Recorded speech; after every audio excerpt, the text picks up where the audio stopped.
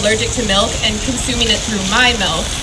And sure enough, as soon as I cut out dairy, her problems corrected themselves. So this led me to do a bunch of research about dairy.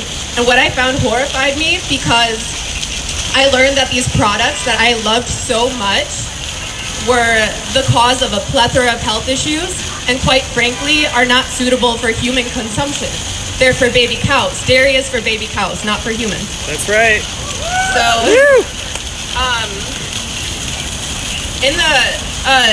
even more than that though, the scariest part of what I found out about dairy is what happens to the cows in the industry, the mother cows. So, many of you probably already know already, but in the dairy industry, mother cows are positioned on what is called a rape rack, and they're artificially inseminated so that they are able to produce their breast milk. After 9 months, they give birth to their babies, and their babies are taken away from them. And there's a lot of footage of these mother cows running after their babies, calling out for them in despair. And, you know, watching it is just completely heartbreaking, especially as a mother. You know the bond that you get immediately after you have your child. So after this happens to them, the mothers are then impregnated again, and the cycle continues, and baby after baby is taken away from them until they're deemed not profitable enough to keep alive, and then they're slaughtered.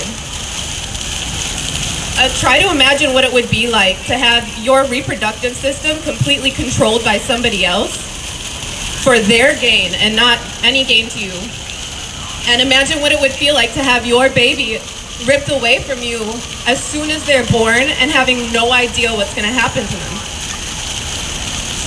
So the day after I gave birth to my daughter, we were sitting in the hospital and on the hospital bed, and I was making funny faces at her, and she was looking at me, and she was all curious and everything. But then a second later it changed, and her face turned purple, and she stopped breathing, and she started flailing around.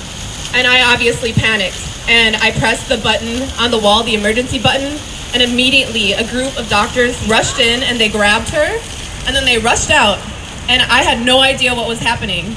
And I was so confused and worried that I completely disregarded all of the pain I was feeling from having just given birth that night.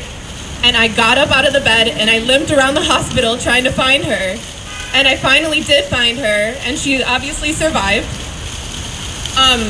But those feelings were so bad, I wouldn't wish it on my worst enemy. Right. I felt scared, overwhelmed, confused, helpless, empty, broken. And I can guarantee that those are the same feelings that mother cows experience in the dairy industry over and over and over and over again.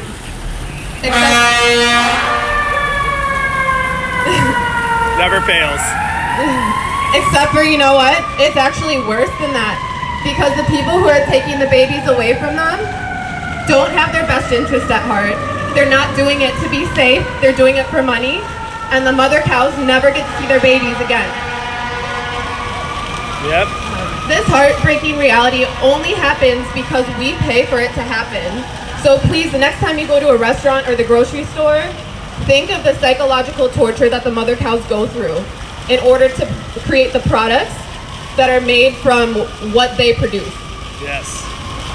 Please decide that you're not going to support this cruel industry anymore, especially in this day and age when it's so easy to get a dairy alternative at the store. Right. And then please decide that you're going to stop funding animal abuse and ditch dairy for good. Thank you. Woo!